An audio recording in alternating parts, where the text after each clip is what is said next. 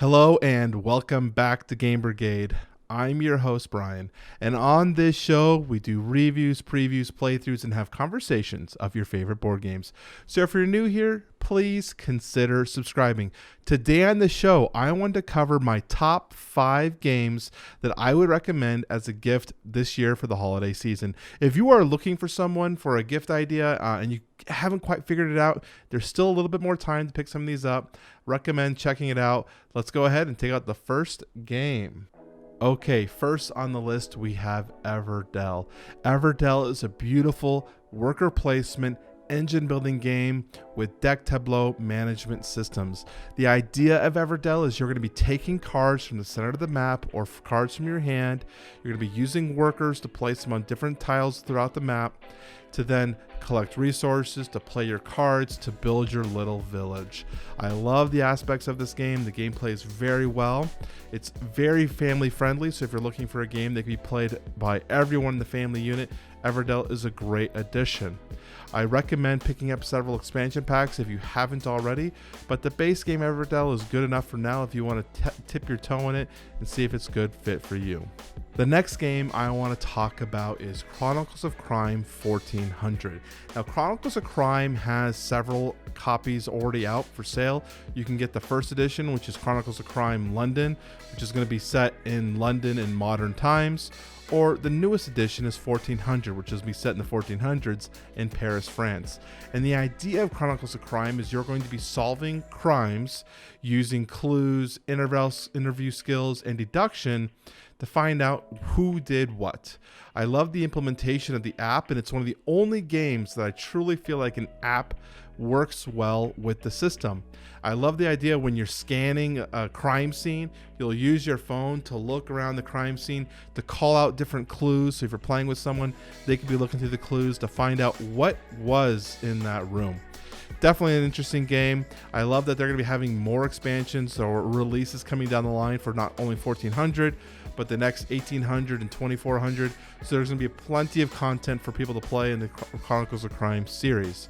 So this is one I would recommend if someone's looking for the deduction or unlock room experience. The next game I want to cover again is in that family-friendly experience, and that's Parks.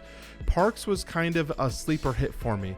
I usually purchase games like this for my gateway games, which means a game that is made to be able to allow people who are new to the board gaming realm to bring them in and show them different types of gameplay experiences.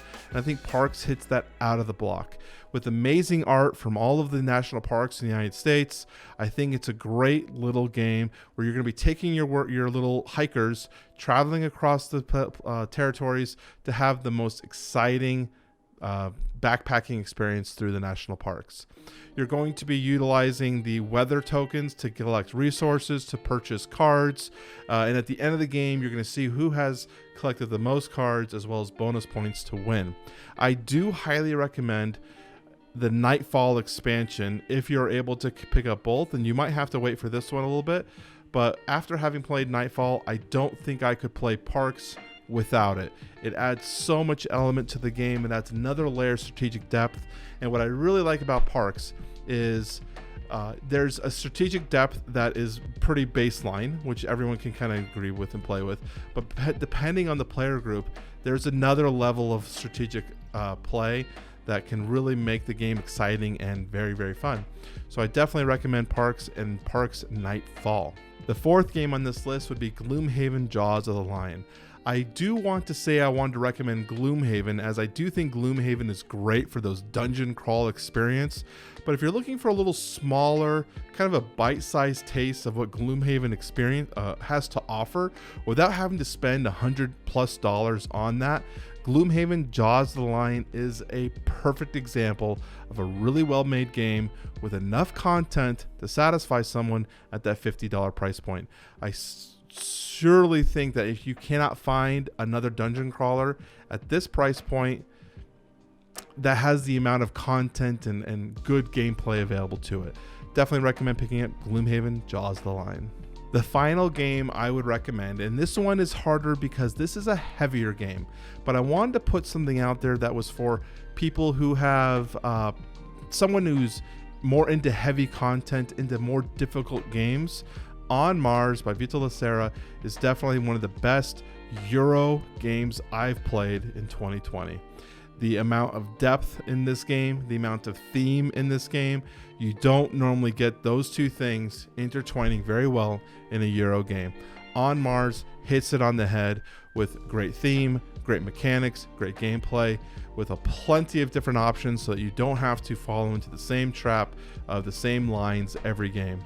I do say though that On Mars is one of the heavier games out there, so really looking forward to this one if you have someone who's more into those complicated game states. So that rounds up my 5 games that I would recommend this year for holiday shopping. Let me know what you guys think about this list. This was something that I want to do mostly because I was getting asked what I wanted for Christmas, and I was like, that's a good question. What do I want for Christmas? So I figured maybe I'll make a list and help people out who might be in the same situation that I am. So that's my list. If you are here for the giveaway, we still have that giveaway going on for Oathsworn. So we're going to leave a hashtag at the bottom, gift ideas for hashtag. Let me know if you guys have any questions. I will talk to you all very soon.